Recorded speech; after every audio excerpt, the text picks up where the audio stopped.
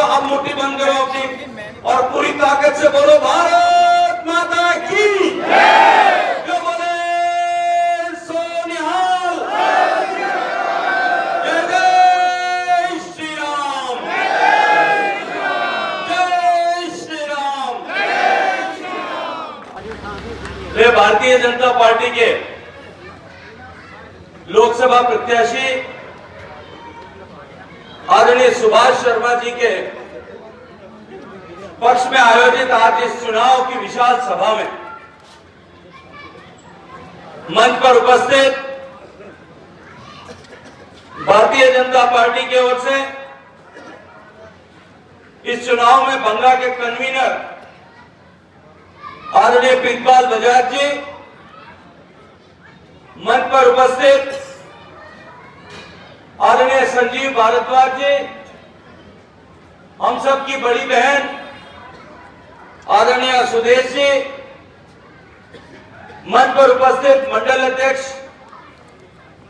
श्री राजीव शर्मा जी,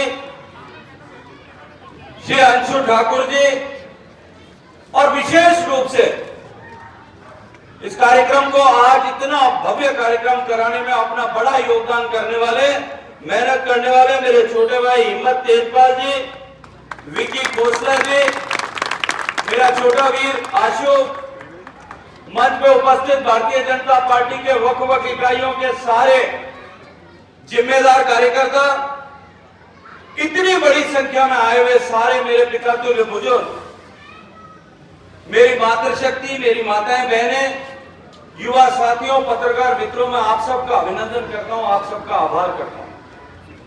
और मैं विशेष रूप से ये जो मेरी बहनें और माताएं यहां आई हैं इस कार्यक्रम में, आज रात को लगभग 9:30 बजने वाले हैं।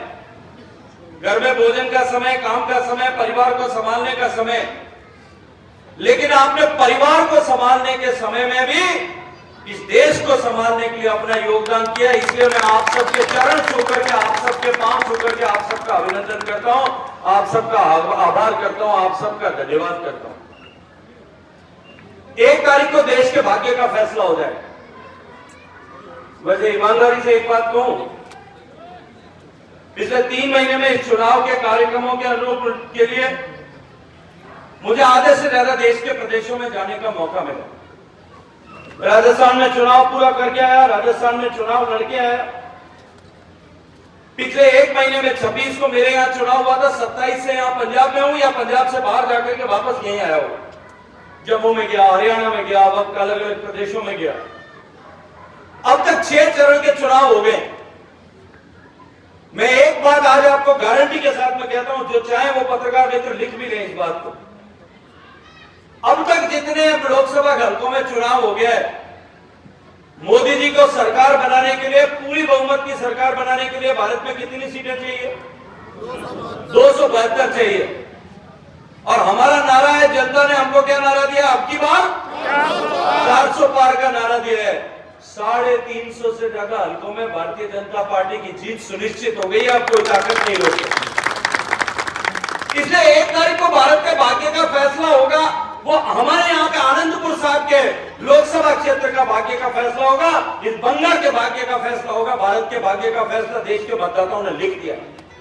देश के मतदाताओं ने तय कर दिया है कि भारत में एक बार फिर प्रचंड बहुमत के साथ में गरीबों का कल्याण करने वाली और देश का सम्मान बढ़ाने वाली नरेंद्र मोदी की सरकार वापस देश में बनानी, ये देश के मतदाताओं ने तय कर दिया। लेकिन मैं बंगाल के लोगों से आज बात करना चाहता हूं। मैं आपको याद दिलाना चाहता हूं मित्रों, ये 10 साल मोदी की सरकार बनी, उससे पहले भी 10 साल तक सरकार किसकी सरकार थी? 10 साल पहले कांग्रेस पार्टी की सरकार थी, यूपीए की सरकार थी। अब ये यूपीए वाले इतना सारा भ्रष्टाचार इन्होंने किया था, इनके लबादे इतने काले हो गए थे, इनका मुंह इतना काला हो गया था कि यूपीए के नाम पे इनकी बाटी सिकती नहीं थी, इनकी रोटी पकती नहीं थी, इनका तंदूर गर्म नहीं होता था। इसलिए अब की बार ये यूपीए का नाम छोड़ करके नया नाम लेकर के आ गए। क्या नाम लाई?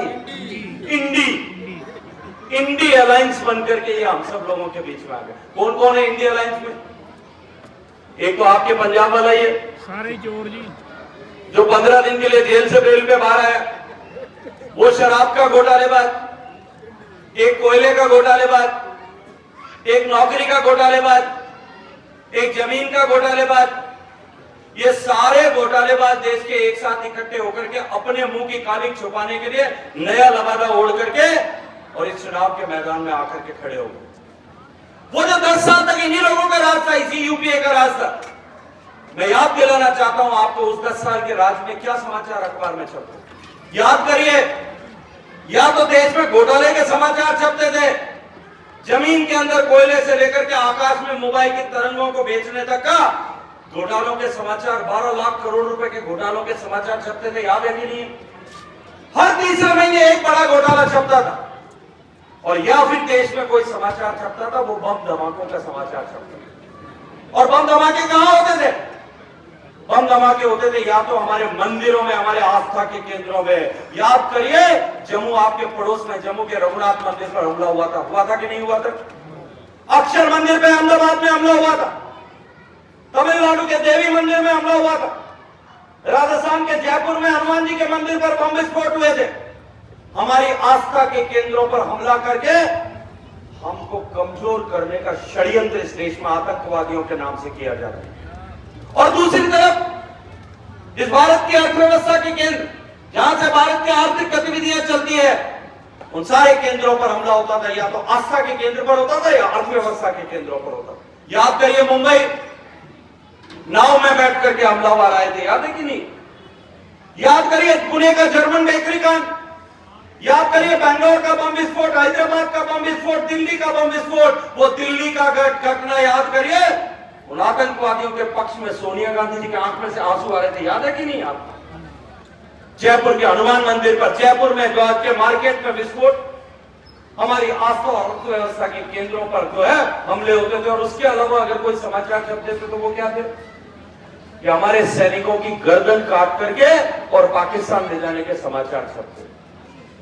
देश की जनता परेशान, आर्थिक रूप से देश के हालात इतने बुरे हो गए थे कि पूरी दुनिया की आर्थिक जगत की समीक्षा करने वाली एजेंसीज ने भारत के फ्रेजाइल 5 इकोनॉमीज में रख दिया था। फ्रेजाइल 5 का मतलब जो सबसे कमजोर है, कभी भी भरभरा करके गिर सकती है, टूट सकती है। कौन कौन थे उसमें? ब्राजील उसमें था, साउथ अफ्रीका उसमें था, तुर्की उसमें था, इंडोनेशिया उसमें था और 5वां भारत उसमें सम्मिलित हो गया। 5 देश दुनिया के जो सबसे कमजोर हालत में थे उसमें से भारत है। हमारे पास में कच्चा तेल खरीदने के पैसे नहीं थे, हमारे पास में कर्जा चुकाने के पैसे नहीं थे। उस हालात में देश की जनता ने, आप सब लोगों ने तय किया, आशीर्वाद देकर के मोदी जी को प्रधानमंत्री बनाया और इस 10 साल में देश की तकदीर बदल गई। मोदी ने सरकार में आने से पहले कहा, मेरी सरकार गांव, गरीब, किसान, पीड़ित, शोषित, वंचित, दलित, इन लोगों के जीवन में परिवर्तन लाने के लिए काम करेगी। मोदी ने सरकार में आने के बाद कहा, प्रधानमंत्री की कुर्सी पर बैठने से पहले कहा, देश की जनता ने हमें देश चलाने के लिए नहीं कहा है, आशीर्वाद नहीं दिया है, देश की जनता ने हमें देश बदलने के लिए आशीर्वाद दिया। मैं आज बंगला के लोगों से एक बात पूछना चाहता हूं, इतने लोग यहाँ बैठे हैं, हजारों की संख्या में यहाँ आप लोग बैठे, मैं आपसे एक बात पूछना चाह रहा हूं। मेरी माताएं बहनें बैठी है, मेरे बुजुर्ग यहाँ बैठे, मेरे युवा साथी खड़े। आप जिस किसी का भी इष्ट रखते होंगे, जो भी कोई चीज की पूजा करते होंगे सुबह, तो देवता को याद करिए, भगवान राम को साक्षी मानिए, अपने गुरु साहब को साक्षी मान करके अपने दिल पर हाथ रख करके मेरे प्रश्न का जवाब दीजिए। इस 10 साल में आपके 2 वोट की ताकत से जो मोदी जी की सरकार 2 बार बनी, देश बदला है कि नहीं बदला? जवाब दीजिए, देश बदला है कि नहीं बदला? हमने एक बात का प्रश्न और पूछना चाहता हूं, इस देश में गरीब के जीवन में परिवर्तन आया कि नहीं आया? गरीब को ले, गरीबी को हटाओ का नारा देकर के देश में कितनी बार सरकारें बनी थी? इंदिरा जी ने सरकार बनाई, राजीव गांधी ने सरकार बनाई। गरीबी का नारा हटाओ का नारा देकर के नरसिम्हा राव जी ने सरकार बनाई। और वो जो आपके यूपीए की सरकार के समय में प्रधानमंत्री थे, कभी कभी बोलते थे, लेकिन वो भी बोलते थे कि गरीबी देश से हटनी चाहिए। लेकिन क्या गरीबी देश में से हटी थी? आजादी से लेकर के हनुमान जी की कथा में आता है कि नहीं, कहा सुरसा जी महादेव जैसे राक्षसी मुंह बढ़ा रही थी, वैसे इस हिंदुस्तान में गरीबी बढ़ती जा रही। ये नरेंद्र मोदी की सरकार बनी, उन्होंने योजनाएं बनाई। मैं योजनाओं की चर्चा आज नहीं करूंगा, अगर योजना की चर्चा करानी है विक्की जी और खोसला जी, तब तो हमको एक काम करना पड़ेगा। आपके यहाँ जगराता होता है कि नहीं होता है? जागरण होता है कि नहीं होता? माता की चौकी, माता का जागरण होता है आपके? होता है। मेरे को आजकल, मैं पंजाब में बहुत दिन से काम कर रहा हूँ, 2-3 साल से। ये पंजाब में मैं एक स्पेशल जगराता देखता हूँ। आजकल जगराता भी पंजाब में मॉडर्न हो गया। मेरे यहाँ तो क्या होता है, जगराते में रात को 9 बजे शुरू होता है, सुबह 6 बजे ओम जय जगदीश हरे करके खत्म करते हैं, सूरज उगता है। आपके यहाँ भी पहले ऐसे ही होता था, क्यों अम्मा? आजकल जगराता मॉडर्न हो गया, 6 बजे शाम को शुरू करते, 9 बजे खत्म करते। ऐसे ही होता है आपके यहाँ? आपकी बार एक काम करना पड़ेगा भाई, अगर मोदी की सरकार की योजना और उनकी उपलब्धि की बात करनी है तो सुदेश बहन जी, एक काम करना पड़ेगा आपको। यहाँ पे एक दिन बंगा के चौक पे जगराता रखते हैं। हम जगराता करते तब हमको किसकी चीज की जरूरत पड़ती? हमको एक तो चाहिए होता है खूब सारे माइक, 3, 4, 5 भजन करने वाले लोग चाहिए होते हैं, कीर्तन करने वाले, शब्द गाने वाले लोग चाहिए होते हैं। इसके अलावा एक ढोलक बजाने वाला आदमी चाहिए होता है, एक हारमोनियम बजाने वाला चाहिए होता है, 2 तबला बजाने वाले चाहिए होते हैं, एक वो बड़े वाला बाजा होता है, उसको क्या कहते हैं भाई, वो ऑर्गन बजाने वाला चाहिए होता है, एक वो 2 डंडी से टंडन करता है वो चाहिए होता है, 3-4 जो है खुड़ताल बजाने वाले चाहिए होते हैं, एक मंजीरा बजाने वाला चाहिए होता है। इतने तो चाहिए होते हैं कि नहीं चाहिए? और उन सब के लिए एक माइक भी चाहिए होता है। और उसके बाद में जागरण में क्या होता है, मेरे यहां भी आजकल क्या होता है, जागरण शुरू होता है रात को 9 बजे, 10 बजे तक तो बहुत सारे लोग बैठ रहे थे, 11 बजे रात को जिन बाबा जी को घर पे नींद नहीं आती वो बैठ रहे थे, बाकी सब घर जाके सो जाते। एक बात तय करके कहता हूं आज बंगा में, सुदेश जी, आप जागरण रख देना, यहाँ पे मोदी जी के काम का जगराता रख देना। न ढोलक चाहिए, न मंजीरा चाहिए, न तबला चाहिए, न हारमोनियम चाहिए, न झींझा चाहिए, न ऑर्गन चाहिए, न पैड चाहिए, न भाग्य भजन करने वाले चाहिए। एक माइक दे देना मुझे, रात को इस बंगा में आप 9 बजे खड़े करना, सुबह 6 बजे तक आप सबको मोदी जी की योजनाओं की बात कर देना। और एक बात और जिम्मेदारी से कहता हूं, रात को 9 बजे सुनने के लिए जो यहां आ जाएगा, 8 साल से लेकर के 80 साल तक का वापस घर नहीं जाएगा, यही बैठा रहेगा। और जो भाई साहब वो ऊपर वाली बालकनी में सो रहे होंगे, अपने बहन जी के साथ में रह रहे होंगे, कमरे में बेडरूम में होंगे, वो भी दोनों उठ करके बालकनी में बैठ जाएंगे, वो भी आकर के सुनेंगे। आस पड़ोस में जिसके घर तक आवाज जाएगी वो भाभी जी खड़े हैं सामने, वो भी सुनेंगे बालकनी में बैठ कर। सारे के सारे लोग सुनेंगे, एक भी नहीं सो सकता। इसमें मेरी कोई महत्ता नहीं है, इसमें मोदी सरकार ने देश के हर आदमी की जिंदगी को बदलने के लिए काम किया, उसके कारण से यह ताकत। देश में आजादी बीतने के बाद में, आजादी आने के बाद में देश में 4 करोड़ लोग ऐसे थे जिनके गरीबों का घर नहीं था। देश में 4 करोड़ से ज्यादा 18,000 पंचायतें और 4 करोड़ घर ऐसे थे जिनमें बिजली नहीं थी। 21वीं शताब्दी में घर में बिजली नहीं। देश में 11 करोड़ घर ऐसे थे जिनमें गैस का चूल्हा नहीं था। मैं जब कॉलेज में पढ़ता था, स्टूडेंट लीडर था, हम अपने एमपी के घर जाते थे, वहां पे लोग बाहर बैठे रहते। मैं पूछता था किस लिए आए हो, कैसा? गैस की पर्ची लेने के लिए। एक एमपी को एक साल में 25 पर्ची मिलती थी, वो गैस का कनेक्शन दे सकता। अब एक एमपी, अब आनंदपुर साहब लोकसभा का एमपी, 17 लाख वोट है, 5-6 लाख घर है, उसमें से 25 पर्ची देगा, कभी गैस का चूल्हा सबके घर तक पहुंच सकता था?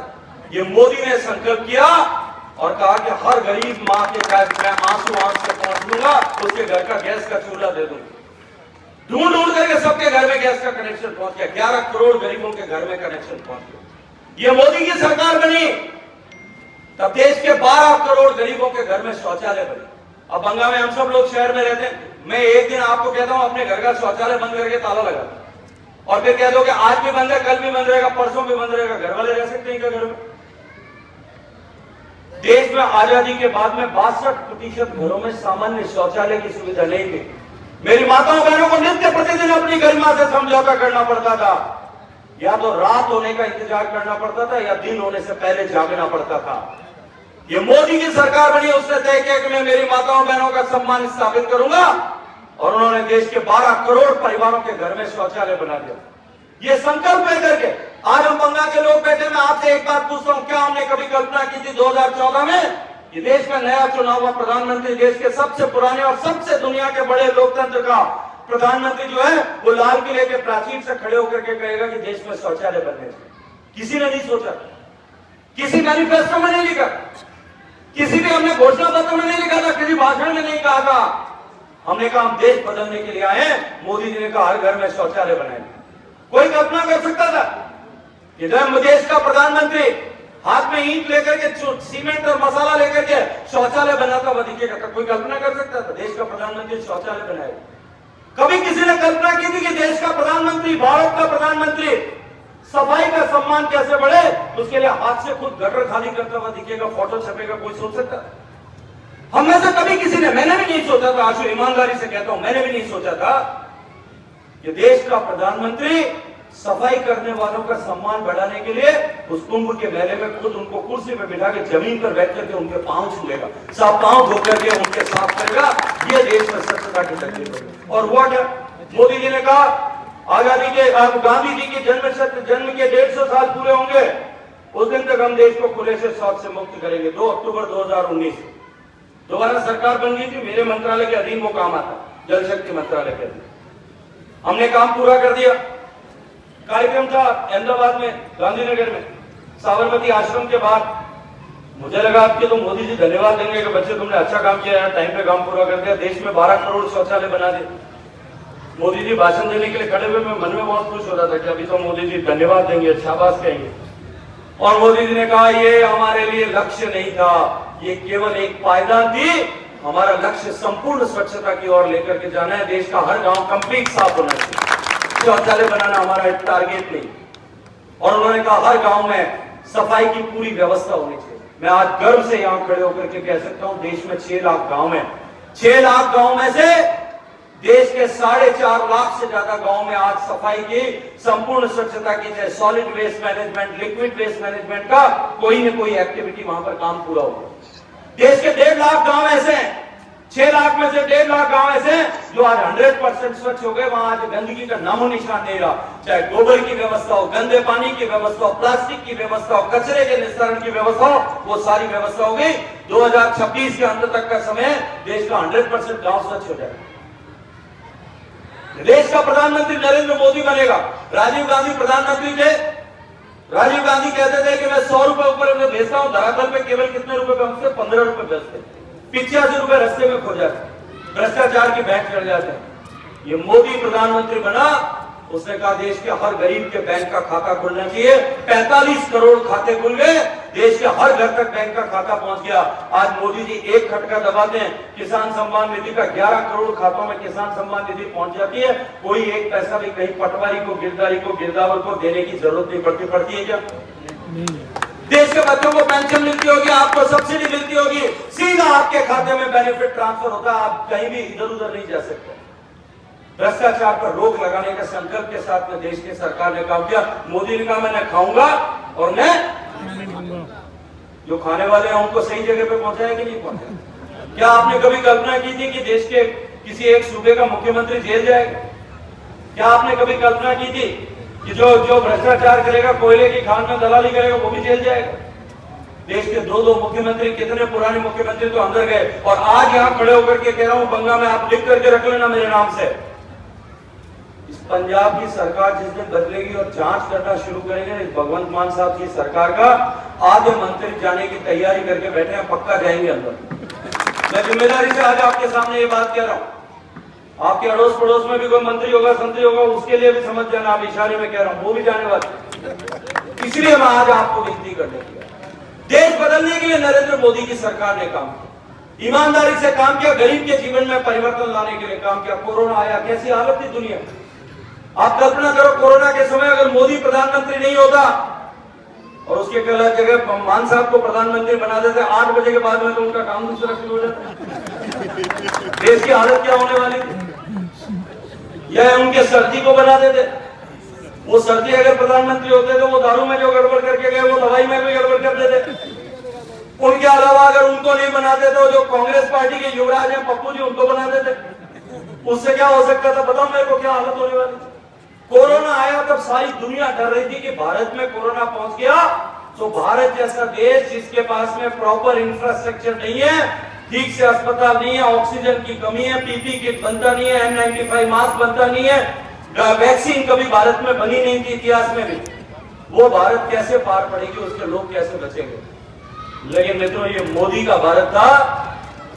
जब वैक्सीन बनाने की बात आई, मेरे को एक दिन किसी युवा साथी ने पूछा, भाई साहब वैक्सीन कब बनेगी? मैंने कहा देख भाई, न तो मैं डॉक्टर हूं, न मैं कोई वैज्ञानिक हूं, और न मैं कोई ज्योतिषी हूं तो हाथ देख करके, जन्म पत्र देख के, कुंडली देख के बता दूं कब बनेगी। मैं तो एक बात कह सकता हूं, देश के वैक्सीन का इतिहास उठा करके देखो, दुनिया में 5 ऐसी बीमारियां हैं जिनको वैक्सीन से काबू किया, जो वायरस की बीमारी थी। सबसे पहली थी टिटनस की बीमारी।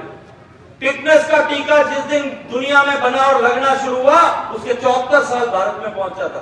कितने साल बाद? 74 साल बाद, 70 और 4 साल बाद। पोलियो की बीमारी को वायरस से होती थी, उससे काबू पाया। याद है कि नहीं? वो 2 बूंद मीठी वाली दवाई पिलाते थे। जब दुनिया में पोलियो की दवाई मिलना शुरू हुई, उसके 54 साल बाद में भारत में पहुंची, और गरीब आदमी के घर पहुंचने में 30 साल लगे। 30 साल तक पोलियो की दवाई पिलाते रहे, मुझे भी पिलाई, मेरे बच्चों को भी पिलाई, तब जाकर के पोलियो रुका। जैपनीज इंसेफ्लाइटिस, टिटनस, टाइफाइड, इन सब बीमारियों के वैक्सीन जो है वो भारत में पहुंचने में 20 से लेकर के 74 साल लगे। मैंने उसको कहा भाई इतिहास देखता हूं जब तो डर लगता है, लेकिन ये मोदी का भारत है। जिस दिन अमेरिका में टीका लगना शुरू होगा, उस दिन हिंदुस्तान में भी लगना शुरू हो जाएगा। लगना शुरू हुआ कि नहीं हुआ बताओ? हमने तो सबसे इफेक्टिव टीका बनाया, हमने दुनिया का सबसे बड़ा टीकाकरण किया। कोरोना जब खत्म हुआ था तब मैं अमेरिका भेजा, मुझे मोदी जी। मैं अमेरिका में गया, एम्बेसी के अधिकारी मुझे रोके, रात को रेस्टोरेंट में खाना खिलाने के लिए ले गए। मैं खाना खाने के लिए गया रेस्टोरेंट में, भाई साहब वहां पे रेस्टोरेंट के बाहर लिखा हुआ था, आपको अगर रेस्टोरेंट के अंदर जाना है तो आपको कोविड का वैक्सीनेशन का सर्टिफिकेट दिखाना पड़ेगा। अब सर्टिफिकेट दिखाने की बारी आई। जो अमेरिका के दूतावास के अपने भारत के लोग थे अमेरिका में, एम्बेसी के लोग, वो एम्बेसी के अधिकारी ने अपना बटुआ खोला, उसमें से सर्टिफिकेट निकाला, 8 फोल्ड किया हुआ कागज निकाला, बहुत सलीके से धीरे धीरे करके खोला, कहीं फट नहीं जाए। आधा मुड़ा थोड़ा कागज है वो निकाल करके दिखाया, वो अमेरिका का सर्टिफिकेट था। और मैंने अपना मोबाइल खोल के और मोदी जी के हंसते फोटो के साथ में सर्टिफिकेट दिखा दिया, ये मोदी का भारत है। आप तो 2 डोज 3 डोज टीका लगा, मैं आपको पूछता हूं क्या हमको कहीं किसी से सिफारिश करानी पड़ी? किसी को जो है जाकर के लाइन में खड़ा होना पड़ा 2-4 घंटे? हमारा नंबर आया, हमने रजिस्ट्रेशन कराया होगा, हमको टाइम दिया होगा, हम गए होंगे, 15 मिनट बैठे होंगे, टीका लगाया होगा, बाद में 15 मिनट फिर बैठे होंगे, चाय कॉफी पिलाई होगी, वापस निकल करके गाड़ी में या स्कूटर पे आकर के बैठे होंगे। उससे पहले टन बोला होगा, मोबाइल में खोल के देखा होगा तो मोदी जी के हंसते फोटो के साथ सर्टिफिकेट आ गया होगा। ये मोदी का भारत है, ये बदलाव देश में होगा। देश कितना सुरक्षित है, जहां देश में रोज आतंकवादी घटना होती थी, मोदी की सरकार बनने के बाद में 2 बार केवल बड़ी घटना हुई, एक उरी में और एक पुलवामा। उरी की घटना के बाद हमने सर्जिकल स्ट्राइक की, फौज भेज करके कार्रवाई की, आतंकवादियों को समाप्त किया। 2.5 साल तक हिम्मत नहीं हुई आतंकवादियों को भारत की तरफ देखने की, और उसके बाद में पुलवामा के बाद में जब हवाई जहाज भेज करके वहां आतंकवादी ठिकानों को नेस्त नाबूद कर दिया, भारत ने यह संदेश दिया कि भारत की भूमि के विरुद्ध चलने वाला कोई भी षड्यंत्र, कोई भी जो हरकत हम भारत की भूमि पे हो या भारत से बाहर हो, कहीं भी बर्दाश्त नहीं करेंगे। जो ताकत अमेरिका और इजराइल के पास में थी, वो ताकत हमने दुनिया को दिखा दी कि वही ताकत भारत के पास में थी। उसके बाद में 5 साल बीत गए, आज एक भी घटना करने का साहस नहीं हुआ है बाबा। मैं याद दिलाता हूं आपको एक बार, हमारे सैनिकों के सिर काट करके लेके जाते थे। इससे पहले भी पंजाब के कई बेटे पाकिस्तान में फंस गए थे, कितने दशकों तक उनको पाकिस्तान में रहना पड़ा था। कई तो पाकिस्तान की जेल में सरबजीत जैसे आज भी तड़प रहे हो। उस पुलवामा के बाद की एयर स्ट्राइक में हमारा हवाई जहाज गिर गया था उधर, याद है कि नहीं? उसमें एक अधिकारी गिर गया था, क्या नाम था उसका? अभिनंदन। फोटो आए थे टीवी में, मोबाइल पे फोटो आए कि उसका मुंह खुलवा के देख रहे हैं, उसके साथ दुर्व्यवहार कर रहे हैं। मोदी जी ने एक टेलीफोन किया था, केवल एक टेलीफोन, और मोदी ने कहा 48 घंटे में मेरे भारत का बेटा अगर वापस नहीं आया तो लक्ष्य पर से पाकिस्तान का नाम मिटा दूंगा। और 24 घंटे में अभिनंदन सकुशल भारत आया कि नहीं आया? क्या कभी ऐसा हो सकता था? आप देखो, रशिया और यूक्रेन की लड़ाई हो रही, पहले हमारे देश में कोई आतंकवादी घटना करते थे, हम जाकर के यूनाइटेड नेशंस में, संयुक्त राष्ट्र संघ में दस्तखत लगा करके एक अर्जी लगाते थे, साहब पड़ोसी परेशान कर रहा। अब हम दस्तखत नहीं लगाते, हम अर्जी नहीं लगाते, अब अर्जी जो है पाकिस्तान और चीन जाकर के अर्जी लगाते।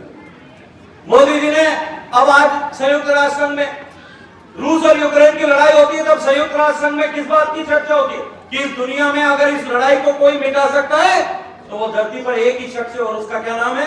नरेंद्र मोदी उसका नाम। लड़ाई शुरू हुई, तोप के गोले चल रहे थे, बम बरसाए जा रहे थे, हवाई जहाज से मिसाइलें चल रही थी, स्कर्ट थ्रू सारी मिसाइलें चल रही थी, बंदूक की गोलियां चल रही थी, टैंक गोले बरसा रहे थे। हमारे 27,000 बच्चे बच गए। आपके आनंदपुर स्वास्थ्य लोकसभा के भी लगभग 250 बच्चे थे उसमें, जो चिकित्सा की पढ़ाई कर रहे थे, मेडिकल की। वहां उनके माँ बाप ने टेलीफोन करके कहा, हम सबको फोन आते थे, भाई साहब बचाओ, हमारे बच्चों को बचाओ, हमारे बच्चों को वापस देश में लेकर के आओ। मोदी जी ने 2 टेलीफोन किए, एक रूस वाले को और एक यूक्रेन वाले को। बंदूक की नालें खामोश हो गई, तोपों की नालें झुक गई, हवाई जहाज उड़ना बंद हो गए, मिसाइलें रुक गई। तिरंगा पकड़ करके भारत के 27,000 बच्चे अपने अपने घर से कुशल पहुंच गए। ये मोदी के भारत की ताकत है, आपको 2 वोट की ताकत।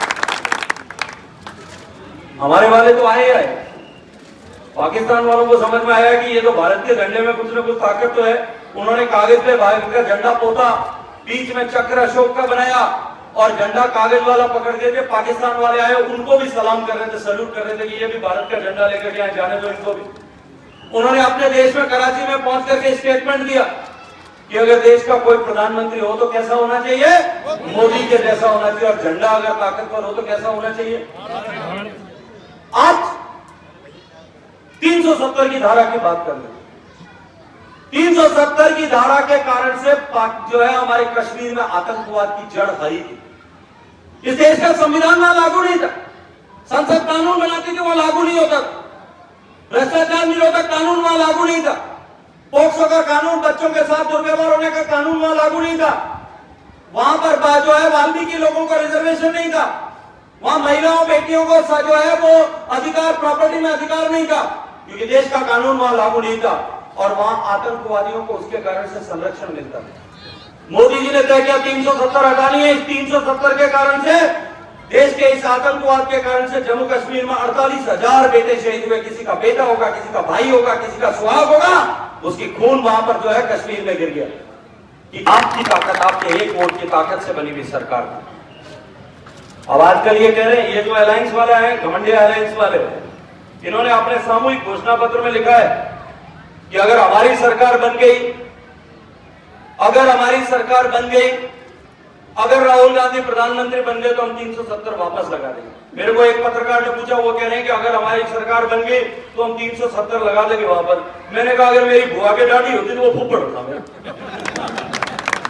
अगर न कोई उनकी बननी, न कोई उनसे होनी। मैं आज आपसे पूछता हूं, इस बंगा की धरती पर बैठे हो, मैं आपसे पूछता हूं 370 वापस आप लागू होने दे सकते हो क्या? नहीं। 370 वापस लागू होने दे सकते हो क्या? नहीं। ये कश्मीर के 370 लगाने का पाप करने वाले लोग हैं, इनको इनके पाप की सजा मिलनी चाहिए कि नहीं मिलनी चाहिए? ये मोदी का भारत है। 500 साल से भारत में संघर्ष चल रहा था कि भगवान राम का मंदिर जो है अयोध्या में बनना चाहिए। मैं आपसे पूछता हूं, बनना चाहिए था कि नहीं बनना चाहिए था? बनना चाहिए था कि नहीं बनना चाहिए था? राम जी का मंदिर अयोध्या में बनना चाहिए। 500 साल से संघर्ष चल रहा था। मैं 90 और 92 दोनों कार सेवा में गया, स्टूडेंट लीडर था उस समय, तब गया था, छात्र संघ का अध्यक्ष था विश्वविद्यालय का। एक फोटो खींच करके लाया था, एक शिलालेख की फोटो थी, फारसी में लिखा हुआ था। घर आकर के ढूंढा, कोई फारसी पढ़ने वाला मिल जाए। एक मौलवी जी मिले, उनसे पढ़वाया। उसमें लिखा हुआ था, ये जो इमारत खड़ी है, इमारत कौन सी जिसको हटा करके मंदिर बनाया, ये जो इमारत खड़ी है, इस इमारत में जितनी ईंटें और जितने पत्थर लगे हैं, उससे ज्यादा काफिरों के नरमुंडे लगे हैं, हमारे हिंदुओं के माथे उसमें लगे हुए। इतने लोगों ने उस मंदिर को बचाने के लिए अपना बलिदान किया। 500 साल संघर्ष चला सब। 400 साल तक जो संघर्ष चला उसमें 70 युद्ध हुए, 3 लाख लोगों ने कुर्बानी दी, आपके मेरे बुजुर्गों ने कुर्बानी दी। 100 साल तक न्यायालय में लड़ाई चली, और जब न्यायालय में लड़ाई चल रही थी, कांग्रेस पार्टी की सरकार थी, मनमोहन सिंह जी की सरकार, सुप्रीम कोर्ट में इन्होंने लिख करके हलफनामा एफिडेविट दायर किया कि राम जी तो हुए ही। उन्होंने कहा ये राम तो कल्पना है, ये राम तो तुलसीदास की कथा का पात्र है, भगवान राम हुए नहीं। जिसने राम को नकारा, जिसने राम को नकारने का पाप किया, हम उनकी तरफ देखने का पाप भी कर सकते हैं क्या? जय श्री राम। जय मोदी की सरकार बनी, आपके 2 वोट का पुण्य ये है कि हमारे 500 साल तक जो संघर्ष था वो संघर्ष समाप्त हो गया। आज मोर भगवान राम जी का मंदिर बन गया, ध्वजा लहरा रही, हम दर्शन करके आए होंगे और करके आ रहे। तो सबको पुरुषार्थ करना पड़ेगा, योगदान करना पड़ेगा, और मैं यही आपसे निवेदन करने के लिए आया। ये चुनाव नहीं है, ये चुनाव यज्ञ है, इस राष्ट्र के निर्माण का, इस सनातन संस्कृति को बचाने का यज्ञ है, और यज्ञ आहुति मांगता है। हम सबको आहुति देने की आवश्यकता है। हमारे पूर्वजों ने अपने रक्त की आहुति दी थी, अपने माथों की, अपने शीश की आहुति दी थी, अपने सिर की आहुति देकर के बचाया था, अपने पीढ़ियों की आहुति दी थी। हमको माथे देने की आवश्यकता नहीं है, हमको बलिदान होने की आवश्यकता नहीं है, सिर्फ योगदान करने की आवश्यकता है। और मैं आज आपसे, जो पुण्य हमारे बुजुर्गों ने अपनी पीढ़ियां खपा करके प्राप्त किया था, वही पुण्य सनातन संस्कृति को बचाने का आप परिश्रम करके प्राप्त कर सकते हैं। मैं आपसे सिर्फ आपके 3 दिन मांगने के लिए आया। मैं वोट मांगने आपके बीच में नहीं आया, मैं आपसे 3 दिन मांगने के लिए आया हूं आपके, कि 3 दिन इस आनंदपुर साहब लोकसभा में भी भारतीय जनता पार्टी का कमल खिले। जब भारत के भाग्य का फैसला नरेंद्र मोदी जी करें, बड़े बड़े फैसले होने वाले हैं, जब बड़े फैसले मोदी जी करें तब आनंदपुर साहब का वोट जो है वो मोदी की तरफ होना चाहिए कि मोदी के खिलाफ होना चाहिए? देश की तरफ होना चाहिए, देश के खिलाफ वालों की तरफ होना चाहिए? अगर उस तरफ होना चाहिए तो हमको यहाँ से कमल खिलाना है। और मैं आपसे निवेदन करने आया हूं कि 3 दिन आप सब लोग परिश्रम करिए, और 3 दिन जो परिश्रम करना चाहते हैं, जो ये तय करते हैं कि अब से लेकर के 1 तारीख को शाम को 6 बजे तक इस बंगा शहर में एक भी आदमी के घर बाकी नहीं रहेगा, हर घर तक जाएंगे, वो लोग अपने दोनों हाथ खड़े करें, संकल्प की मुट्ठी बंद करें और पूरी ताकत से भगवान को साक्षी मान करके बोले, जय जय श्री राम, जय श्री